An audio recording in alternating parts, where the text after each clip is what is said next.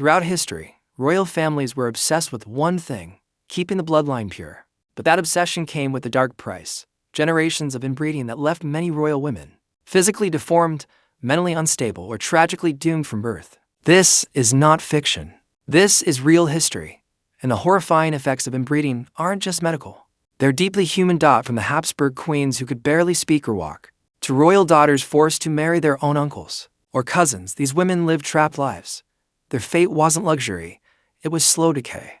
All in the name of power. Some were celebrated as icons of noble beauty, while secretly battling genetic disorders and infertility. Others were hidden away, erased from public memory when their health revealed the truth about royal perfection. But why did this keep happening? Who allowed it? And how much did these women suffer behind palace doors? In this video, we're uncovering the tragic reality of the most inbred women in history, and how royal blood became both a crown and a curse. You're about to see history's darkest family secrets, exposed for centuries. Royal families across Europe believed that keeping the bloodline pure was essential to maintaining power. But behind the gold and silk curtains of palaces, the cost of that purity was paid in pain, especially by women, young princesses and queens. Born into dynasties like the Habsburgs and Bourbons, were often married off to cousins, uncles, and even brothers. To the world, they were symbols of nobility, but their lives were riddled with tragedy, deformity, infertility, and often mental illness. These women were born into cages made of diamonds, and their only crime was being royal. Their lives were never their own. They were bartered and exchanged between kingdoms like prized possessions. Their destinies decided in cold council rooms, not based on love or happiness, but on politics and bloodlines. Some of these women were wed as young as 12. 2 men twice or 3 times their age, often relatives who shared the same family tree. Their value wasn't measured by personality, intellect, or ambition, but by how close their DNA was to the crown. Maria Anna of Spain was one of them. She was married to her own uncle, Ferdinand III, Holy Roman Emperor. Her son would become Emperor Leopold I, but behind the scenes, Maria suffered constant miscarriages, chronic depression, and immense pressure to produce an heir, because inbreeding often meant weak offspring. And if the child wasn't healthy, the blame fell on her. Not the centuries of incest that preceded her. And then there was Juana of Castile. They called her Juana la Loca, Juana the Mad. History remembers her as a queen driven insane by love, but modern historians suspect something far darker.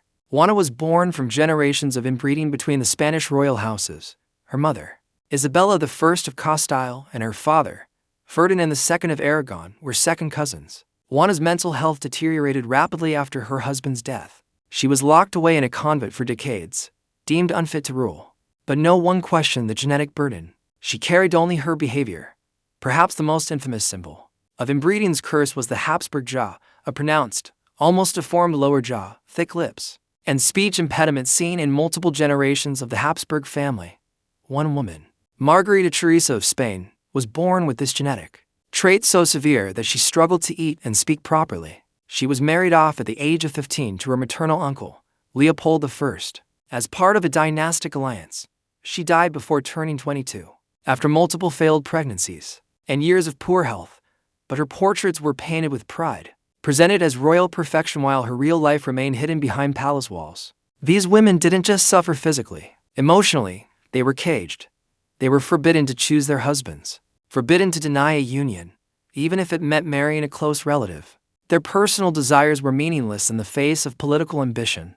They lived in worlds where love was a weakness and obedience was law. The pressure to produce male heirs added another layer of torment. Women who couldn't conceive or who bore daughters were scorned, even cast aside. Yet the truth was, the very inbreeding that kept their bloodline pure also made conception more difficult. Their bodies bore the weight of a failing system, one that refused to admit its own flaws. The more they suffered, the more the crown demanded of them. Imagine being born a princess, told you are the jewel of your nation, only to become a bargaining chip in a genetic chess game. Your cousins aren't playmates, they're future husbands. Your uncles are potential suitors, and your own body, shaped by generations of incestuous pairings, becomes a ticking time bomb for deformities, stillbirths, and early death. Behind the ceremonies and silks were secret funerals, babies that didn't survive, young queens who died in childbirth, women who went mad before 30. And yet the cycle continued, because keeping bloodlines pure wasn't just tradition, it was obsession. To mix with commoners, or even nobility from distant lines, was seen as betrayal. And the price? it was paid by daughters. Catherine the Great broke the mold. Though born into royalty, she fought to marry for power, not blood. Her reforms modernized Russia. She broke the taboo of inbreeding, and instead favored strong alliances, based on intellect and ability. But even her life began under the same old pressures. She was expected to marry into close family. She rebelled, but most couldn't. Even Queen Victoria, hailed as the grandmother of Europe, unknowingly passed on a deadly genetic disorder, hemophilia, to many of her descendants. Through inbreeding, her daughters and granddaughters were married off across Europe into German, Russian, and Spanish royalty. The disease, inherited through her genes, caused uncontrollable bleeding and early deaths in multiple royal households. A silent killer, born from the same need to keep royal lines tightly bound. The faces we see in old oil paintings, elegant, graceful, adorned with crowns, hide the agony that came from centuries of genetic narrowing. Historians often gloss over the human cost, but the evidence is there, written in royal birth records, in letters filled with despair, in illnesses left unexplained at the time. The crown was heavy, and for women born into these dynasties, it was often fatal. Some of these women begged for escape. Some wrote secret letters hoping to marry for love. Others submitted, lost in silence. Their stories erased by monarchies desperate to protect their image. The few who dared to defy the system were cast out, shamed, or worse, imprisoned in convents and asylums.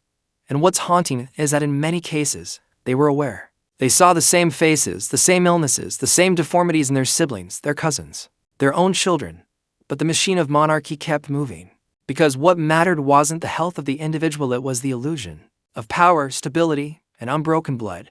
This wasn't limited to one nation. The Bourbons of France, the Habsburgs of Austria, the Spanish crown, the Romanovs of Russia all shared the same curse. And in almost every case, the women were the ones sacrificed first. They were the ones expected to bear strong sons. But the very system that demanded this made it nearly impossible. Their stories are not just cautionary tales, they are buried truths, often whitewashed in history books. These weren't weak women. Many of them were intelligent, fierce, and emotionally resilient. But resilience doesn't stop genetic mutation. Bravery doesn't prevent miscarriage. And love can't survive when your husband is your uncle and your future is a coffin before 30. Part 1 ends here, setting the stage for the devastating impact these women faced not only in life, but in the legacy of the royal families they were meant to preserve. Their faces may be forgotten in history's grand portraits, but their pain echoes through every generation that followed. The obsession with keeping bloodlines pure didn't just haunt one family. It infected nearly every throne across Europe.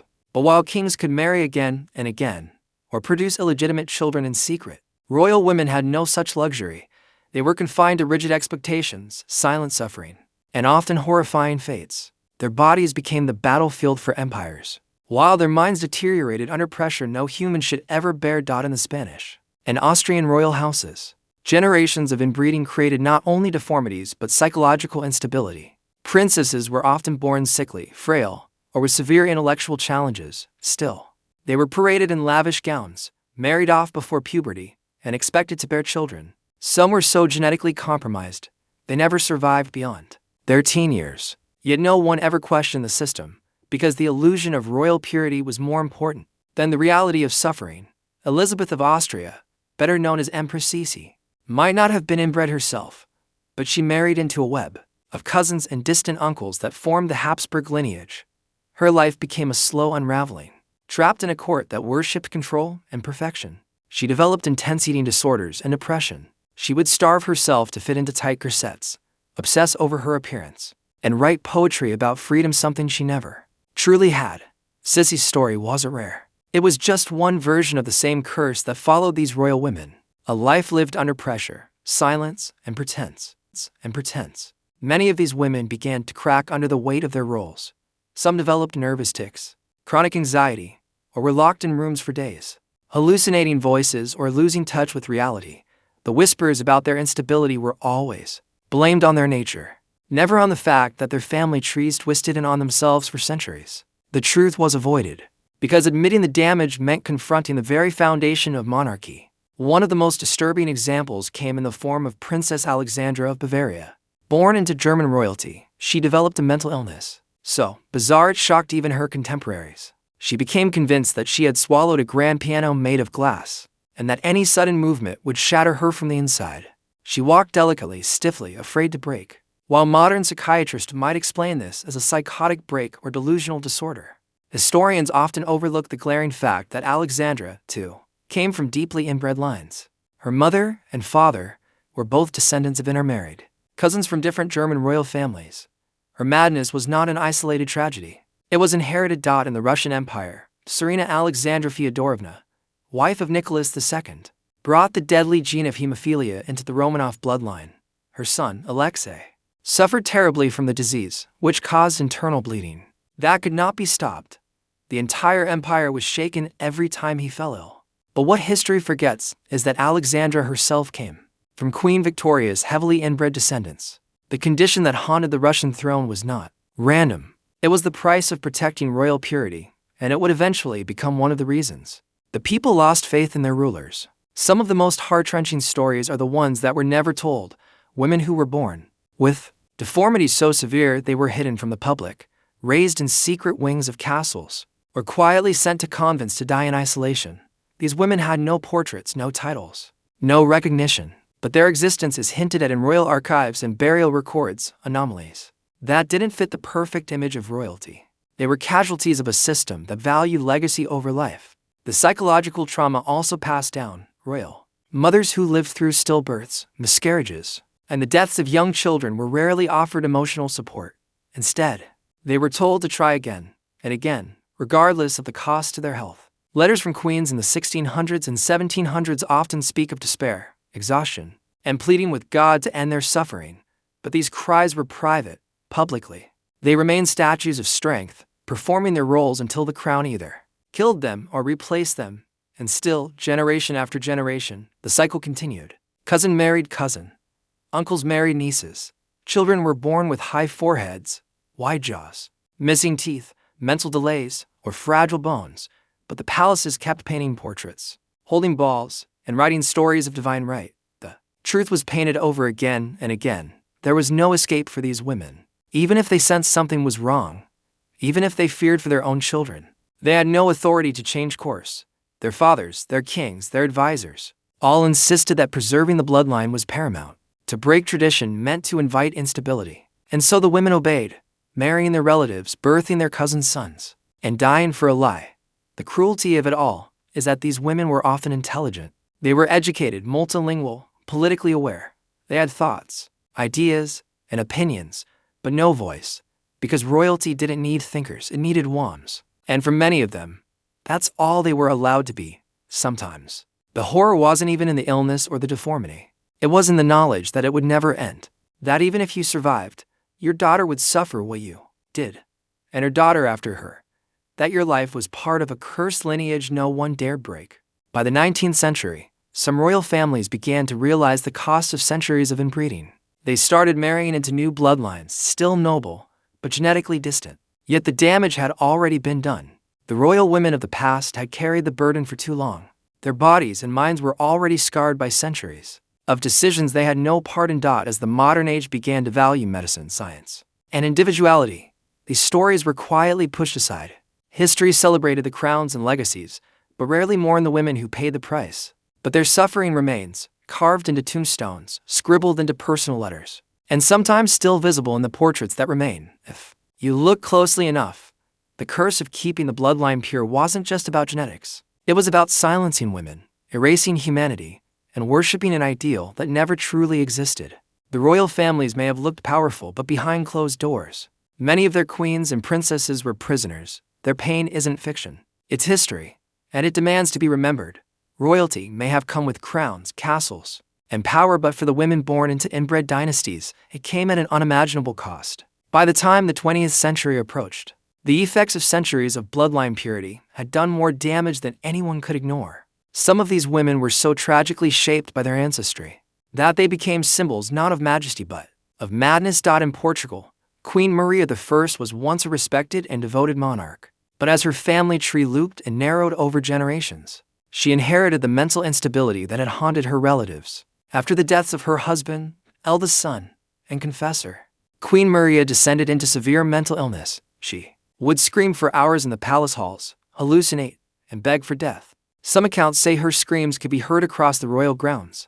Physicians at the time called her mad, but never mentioned the inbreeding that plagued her. Bloodline. Royal women like her were often denied any help.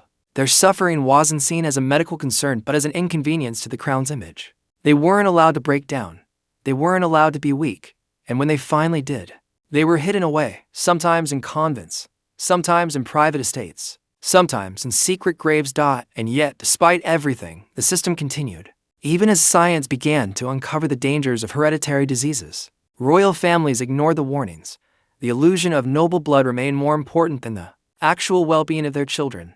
And the women, as always, paid the highest price. In the Habsburg dynasty, the legacy of inbreeding reached its most grotesque symbol in Charles II of Spain. Though he was a man, his story deeply affected the women around him, especially his wives. Charles was born with severe physical and mental disabilities. His jaw was so malformed that he couldn't chew food properly. He didn't speak until age 4 or walk until age 8, and yet he was still placed on the throne. His first wife, Marie-Louise of Orleans, was only 17 when she was forced to marry him. Their marriage was filled with pressure, shame, and unfulfilled expectations of producing an heir. She died young, suffering deeply, and many believe the stress of being bound to such a tragically unfit husband broke her completely. But the court didn't stop. They married him again, this time to a teenage German princess. She too endured the humiliations of being linked to a man so physically and intellectually stunted that even holding a conversation was painful. But the real pain wasn't in the marriage. It was in the fact that neither of these women had a choice. They were offered like sacrificial lambs to a dynasty that refused to admit it was collapsing from the inside. In France, similar tragedies played out. The Bourbon family, closely related to the Spanish line, continued to breed within their own circle. Marie Antoinette herself was a product of Habsburg inbreeding. Though history remembers her for her extravagance and eventual execution, few talk about how she, too, was born into a system of genetic repetition. While she didn't display the physical deformities of earlier royals, the political and emotional pressure placed on her to marry young, bear children quickly, and uphold an image of royal perfection ultimately contributed to her downfall. And what of those women who did bear children? Their pain often continued into the next generation. They watched their daughters suffer the same fates, married off to young, paired with cousins or uncles, pressured into motherhood before their bodies were ready. And every time a child was born sick, frail, or mentally delayed, the mothers were blamed. Never the system, never the bloodline, never the centuries of forced inbreeding. Some royal daughters were so medically fragile they couldn't even survive to adulthood. Others were kept away from public life altogether. Their existence erased from portraits and records. They were treated like accidents of nature, not victims of a cruel tradition. But behind the palace walls there were letters, diaries, confessions, and those writings reveal something haunting. The women knew. They may not have understood genetics, but they saw the patterns. They saw their children suffer. They remembered their mother's pain. They feared what was coming. Yet still, they were expected to smile at royal balls, wear the finest silks, and perform their roles for the sake of legacy. And in the shadows of all this grandeur, some of them begged for it to end. By the early 1900s, the world had begun to change. Monarchies were losing their grip. Scientific discoveries about heredity and disease became harder to ignore. And for the first time in centuries, some royal families started marrying outside their close bloodlines. Not because they suddenly believed in love or modern values, but because the birth defects and mental illness had become too severe to hide. But for many women, it was too late. Their names are rarely taught in history books. Their stories are reduced to footnotes beneath kings and wars. But if you look closer in letters, in medical records, in paintings where smiles hide deep sadness, you will find them. Girls who were born into gold cages, queens who never wanted to wear the crown, mothers who outlived all their children, women who died young, not from war or plague, but from genetics manipulated by power-hungry men. These were the true victims of royal inbreeding, and their silence is deafening today. When we look at history, we often glorify the kings, the battles, the empires. But what about the women who were broken by it? What about the daughters traded for alliances? The brides who married brothers, the queens who gave birth to suffering? Their pain wasn't a byproduct. It was the cost of the throne. So the next time you hear about royal blood, remember what it took to keep it pure. Not just scientific mutation, but emotional destruction. Not just disease, but dignity lost. Behind every pristine portrait of a royal woman is a story of control, sacrifice, and silence. And maybe that silence is finally ready to be broken. If this story shook you, it should. These women weren't just queens and princesses. They were daughters, sisters, and mothers trapped in a system that cared more about power than people. Their pain, hidden behind crowns and palaces, deserves to be remembered. If you found this video eye-opening, don't let their stories fade into silence again. Hit that like button, subscribe, and turn on the notification bell so you don't miss the dark truths behind the world's most powerful empires. And we want to hear from you. Which royal woman's story impacted you the most? Do you think inbreeding was justified by the throne, or just an excuse for control? Drop your thoughts in the comments. Let's start a real conversation about the hidden cost of power. Because history isn't just about kings and wars. It's also about the women no one was supposed to remember. Until now. Asterisk.